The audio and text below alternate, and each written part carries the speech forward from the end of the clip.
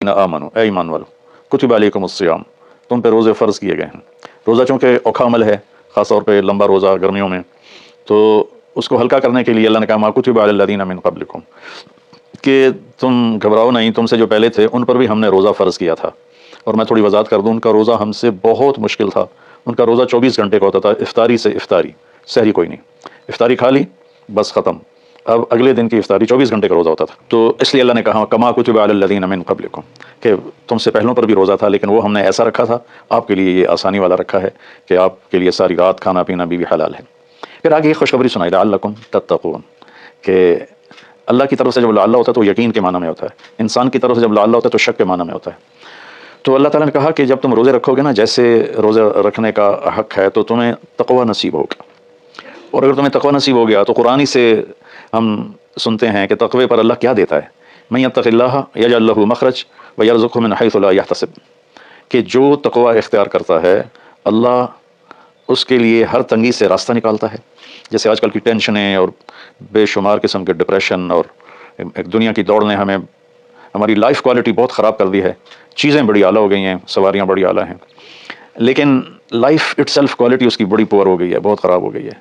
तो अल्लाह ताला फरमाता है कि मन यत्तक़िल्लाह यजअल लहू मख़रज, तो जब कहीं उस पर तंगी आएगी ज़हनी या ज़ाहिरी या बातिनी, तो अल्लाह उसको रास्ता दिखाएगा। अल्लाह हाथ पकड़ के उसको उस मुश्किल से निकाल के बाहर खड़ा कर देगा। व यरज़ुक़हु मिन हैथु ला यहतसिब, और उसे वहाँ से रिज़्क़ देगा जहाँ से उसको वहम गुमान भी नहीं होगा। तो हज़रत मिक़दाद रज़ी अल्लाह तआला अन्हु पेशाब करने बैठे, फाके से बेहाल थे। एक चूहा अपनी बिल से निकला और 1 दीनार उसने बाहर रखा, फिर 2, फिर 3, फिर 4, यहाँ तक कि 19 दीनार उसने अपनी बिल से निकाल कर उनके सामने रख दिए। वो बड़े हैरान परेशान हुए, ये क्या हुआ। उन्होंने वो इस्तिंजे से फारिग होकर वो उठाए और अल्लाह के नबी के पास लेकर आए, या रसूलल्लाह, ये मैं पेशाब करने बैठा हूँ, चूहे ने ये 19 दीनार मेरे आगे रख दिए। तो आपने फरमाया रिज़्क़ुन साक़हुल्लाहु अलैक, ये अल्लाह की तरफ से तेरे लिए रिज़्क़ का सामान बना है। फिर आपने ये आयत पढ़ी, मन यत्तक़िल्लाह यजअल लहू मख़रज व यरज़ुक़हु मिन हैथु ला यहतसिब, जो तक़वा इख्तियार करता है अल्लाह हर तंगी से रास्ता दिखाता है और वहाँ से रिज़्क़ देता है जहाँ से वहम गुमान भी ना हो। और अल्लाह के देने के तो बेशुमार रास्ते हैं, अल्लाह के देने के लामहदूद रास्ते हैं। तो पैसा नहीं होगा तो काम कैसे बनेगा, कारोबार नहीं चलेगा तो रोटी कहाँ से खाएंगे, वो अल्लाह ने अपने ज़िम्मे लिया हुआ है। हमारी ज़िम्मे है कि हम सबब इख्तियार करें और तक़वा इख्तियार करें, रिज़्क़ अल्लाह वहाँ से देगा जहाँ से वहम गुमान भी नहीं। तो तक़वे पर मन यत्तक़िल्लाह यजअल लहू मिन अम्रिही युसरा। फिर दूसरी अल्लाह ताला खुशखबरी ये सुनाते हैं कि जो तक़वा इख्तियार करता है ना, अल्लाह उसके कामों को आसान कर देता है। औरों के लिए वही काम मुश्किलात में घिरा होता है और इसके लिए मक्खन से बाल के निकलने की तरह अल्लाह उसे आसान फरमा देता है। तीसरा तक़वे की जो फ़ायदा अल्लाह बताते हैं, मन यत्तक़िल्लाह युकफ़्फ़िर अन्हु सय्यिआतिही व युअज़्ज़िम लहू अजरा। जो तक़वा इख्तियार करता है वो कोई ये नहीं कि उससे गुनाह नहीं होता, उससे भी गुनाह होता है।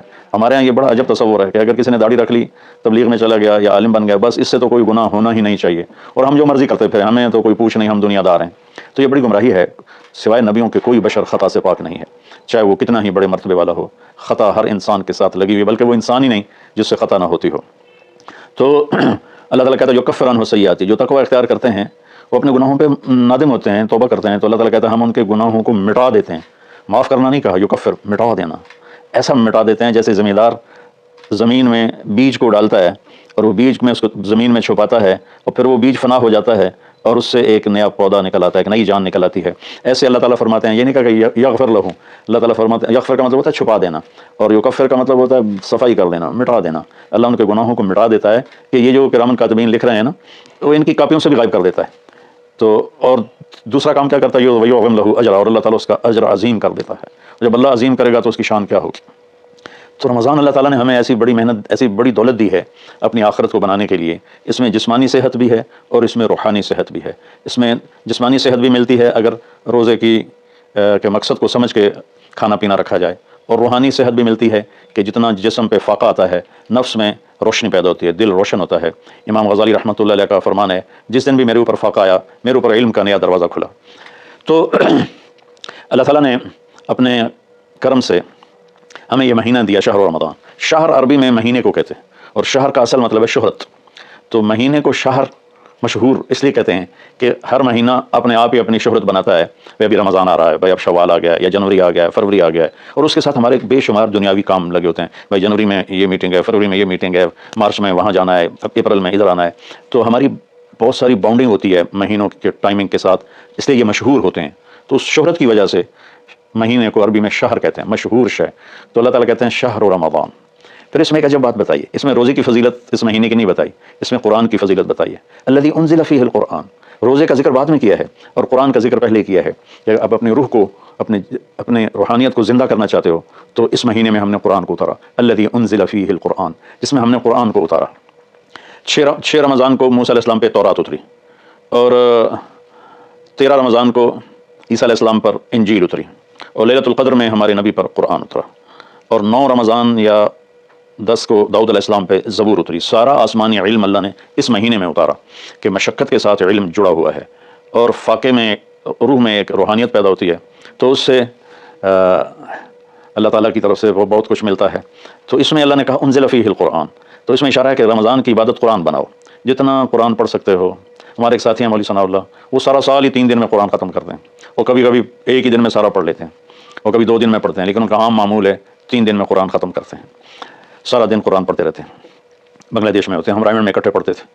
تو جتنا قرآن کے ساتھ ہمارا تعلق بڑھے گا، ہم قرآن کو پڑھیں گے، سمجھیں گے. ہم نے صرف قرآن کو ختم کے لیے رکھا ہے، جی مولوی صاحب آ جاؤ ختم پڑھ دو، انہوں نے چند آیات رٹی رٹائی ہوئی ہیں، وہ آیات پڑھ دیتے ہیں ختم ہے. کوئی کہیں اور سے پڑھنے لگا، تجھے ختم ہی نہیں پڑھا، او بھائی قرآن پڑھ کے سنا دیتا ہے اور کی کرا. نہیں تجھے ختم نہیں پڑھا، کیونکہ وہ آیات نہیں پڑھی جو ہمارے ان پڑھ مولویوں نے. مولوی تو ہوتے نہیں، وہ بس حافظ ہوتے ہیں اور دیہاتوں میں امام بن جاتے ہیں. تو انہوں نے وہ جو ایک رسم بنا دی ہے، تو قرآن رہ گیا ختم دلانے کے لیے، قرآن رہ گیا فال نکالنے کے لیے، اور قرآن رہ گیا ہے مردوں پر پڑھنے کے لیے. بچے جو لوگ مالدار ہیں، وہ اور تھوڑے دین کا بھی شوق ہے، وہ مدرسے کے بچوں کو ہائر کرتے ہیں اور باپ کی قبر پہ بٹھا دیتے ہیں، وہ قرآن پڑھتے رہتے ہیں. پتہ نہیں وہ پڑھتے بھی ہیں کہ نہیں پڑھتے. تو قرآن پڑھیں، قرآن کو سمجھیں، روزانہ 1 صفحہ ترجمے کا پڑھ لیں اور پورے قرآن کو اس طرح پڑھیں. آپ پر حقیقت کھل جائے گی کہ اللہ کیا کہہ رہا ہے، اور ممبر سے ہمارے خطیب حضرات کیا کہہ رہے ہیں، اللہ کس چیز کی دعوت دے رہا ہے، ہمارے خطیب کس چیز کی دعوت دے رہے ہیں. آپ پہ قرآن کھل جائے گی. آپ حدیث پاک کو پڑھیں، نبی پاک کی سیرت کو پڑھیں. خاص طور پہ حدیث سے براہ راست استفادہ بھی بڑی اعلیٰ چیز ہے، لیکن جتنا سیرت سے میں اپنے ذاتی طور پر کہتا ہوں، جتنا میں نے سیرت سے سیکھا وہ کسی اور چیز سے نہیں سیکھا قرآن کے بعد. تو نبی پاک کی سیرت کو پڑھیں، قرآن کو پڑھیں، اپنے دنیاوی کام مختصر کر دیں، اپنے ملازموں کی ڈیوٹیاں بھی مختصر کر دیں. آپ کو اس کا اجر ملے گا، ان کے روزے رکھنے کا اجر ملے گا، اور ان کی تنخواہ بڑھا دیں، ان کی ڈبل تنخواہ کر دیں اس مہینے میں، تاکہ وہ کھلے ہو کر روزے رکھ سکیں، بچوں کو روزے رکھوا سکیں. ہم تو ایک افطاری پہ ہزاروں روپے اڑا دیں، اور ان کی پورے مہینے کی تنخواہ چند ہزار ہو، تو وہ کھل کے روزہ تو نہیں رکھ سکے. تو انزل فیہ القرآن. پھر آگے اللہ نے کہا ھدی للناس. سبحان اللہ، یہ پوری دنیا کے انسانوں کے لیے ہدایت ہے.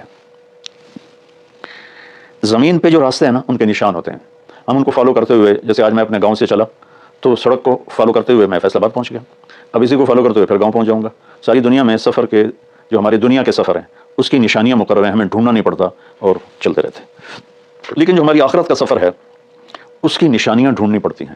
وہ امتحان ہے، اس کو اللہ تعالیٰ نے اپنے پاس ہی رکھا ہے اور قرآن میں چھپا دیا کہ اب قرآن پڑھو. ہدن، قرآن عربوں پہ اترا تھا، تو ہدا کسے کہتے ہیں؟ اچھا سمندر میں کوئی نشانی کوئی نہیں، اب تو کمپیوٹر آ گئے. تو اس وقت وہ رات کو ستاروں کو دیکھتے تھے اور دن میں سورج کی حرکت کو دیکھتے تھے کدھر جا رہا ہے، تو اس سے وہ راستوں کو متعین کرتے تھے بیچ سمندر. اور جب وہ قریب کسی منزل کے قریب پہنچتے تھے تو وہاں پانی کے اندر سے پہاڑ کی چوٹی نکلی ہوتی تھی، اور اس کا پتھر کچھ ایسا ہوتا تھا کہ وہ دھوپ میں چمکتا تھا اور رات کو چاند کی چاندنی میں چمکتا تھا. اس پتھر کو عرب ہدا کہتے تھے. ہدا، سبحان اللہ. تو یہاں تشبیہ کیا ہے کہ ان زندگی کا سمندر ہے، زندگی ایک سمندر ہے جس میں آخرت کا راستہ ڈھونڈنا ہے، اور ہر انسان ایک کشتی ہے. اس کشتی کو اس نشان تک پہنچنا ہے جہاں سے راستہ ملتا ہے، جس کو ہدا کہتے ہیں. تو انسانی زندگی کے سمندر میں انسانوں کی چلتی ہوئی کشتیاں، وہ جب اس پہاڑی نشان کو ڈھونڈ لیتی ہیں تو انہیں پھر ساحل پہ پہنچنا آسان ہو جاتا ہے. اگر اللہ نہ کرے کوئی اس نشانی کو کھو دے، پھر وہ بھٹکتا رہتا ہے. قدرت اسے کنارے لگا دے تو لگا دے، ورنہ وہ بھٹکتا ہی رہتا ہے. تو یہ ھدی للناس ہے قرآن، کہ یہ وہ روشن پہاڑ کی چوٹی ہے جس سے تمہیں راستہ ملے گا. اب اس کو تھوڑا پیچھے سے ہم لیں، سورۃ فاتحہ سے. ہم نے اللہ سے کہا اہدنا الصراط المستقیم، یا اللہ ہمیں ہدایت عطا فرما سیدھے راستے کی، یعنی وہ چٹان عطا فرما، اس چٹان تک پہنچا جو ہمیں سیدھے راستے تک پہنچائے، جس پر تیرے نیک لوگ چلے، جن پر تیرا انعام ہوا، اور ان لوگوں کے راستے سے بچا جن پر تیرا غضب ہوا اور ناراضگی ہوئی. تو جب ہم نے یہ دعا مانگی اللہ سے، تو اللہ نے ہماری دعا کو قبول کیا اور قرآن اتار کر کہا الف لام میم ذالک الکتاب لا ریب فیہ ھدی للمتقین. یہ کتاب ہے جو ہر قسم کے شک و شبہ سے بالاتر ہے، اور یہ متقین کے لیے ہدایت ہے. یہاں کا ھدی للناس ساری دنیا کے انسانوں کے لیے ہدایت ہے. یعنی اگر ڈھونڈنا چاہو اس چٹان کو جو تمہیں منزل تک پہنچائے، اس خوبصورت چیز کو جو تمہیں اللہ تک پہنچائے، تو وہ قرآن ہے. ذالک الکتاب لا ریب فیہ. اور خاص طور پر جو تقوی اختیار کرے گا اسے اس قرآن سے راستہ ملے گا، وہ اس کو پہچان کر چلتے چلتے چلتے چلتے اللہ اس کے رسول کے دربار میں کامیابی سے پہنچ جائے گا۔ تو ہمارے بر صغیر میں قرآن کے ساتھ اٹیچمنٹ کوئی نہیں۔ یہ مختلف بزرگوں کی کتابیں لکھی پڑھی ہیں، ان کی سیرت، لکھنے والا کون ہے، اس میں جو واقعہ ہے وہ کہاں سے نقل کیا ہے، اس کی کوئی سند نہیں۔ ایک بزرگ تھے، وہ 25 سال جنگلوں میں خاک چھانتے رہے، سرے سے شریعت نبوی کے خلاف واقعہ ہے کہ میرے نبی نے رہبانیت نہیں سکھائی، اور ان کی شان بیان کرنے میں یہ واقعہ میں نے بھی پڑھا کہ 25 سال جنگلوں کی خاک چھانی، شہر میں نہیں گئے، تو یہ تو عیسائی راہبوں سے بھی بڑھ گئے۔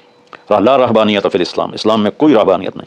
تو ان قصوں کی نہ کوئی سند ہے، نہ کوئی دلیل ہے، نہ مصنف کی حیثیت کا پتہ ہے، تو ہم قصے کہانیوں میں گم ہیں اور بس قرآن پاک کے ساتھ بے وفا ہیں، قرآن سے وفا نہیں کی، قرآن کو سیکھا نہیں، قرآن کو پڑھا نہیں، قرآن کو سمجھا نہیں۔ تو اردو تر مفتی تقی صاحب دامت برکاتہم کا ترجمہ ایسا عالی شان ہے کہ جو تھوڑا سا بھی اردو جانتا ہے وہ اسے پورا نفع اٹھا سکتا ہے۔ تو ہدی للناس وبینات من الہدی والفرقان، یہ پہلے ہدا پھر ہدا، تاکید کے لیے کہ یہ پوری دنیا کے انسانوں کے لیے ہدایت کا پیغام ہے۔ اگر تم اپنے ذہن کو صاف کر کے اسے پڑھو گے تو بینات من الہدی، تو یہ ہدایت کی خوبصورت نشانیاں ہیں، اور حق کو باطل میں فرق کر کے دکھا دے گا قرآن، کہ اس لیے قرآن کا نام فرقان بھی ہے کہ یہ حق کو الگ کر دیتا ہے، باطل کو الگ کر دیتا ہے۔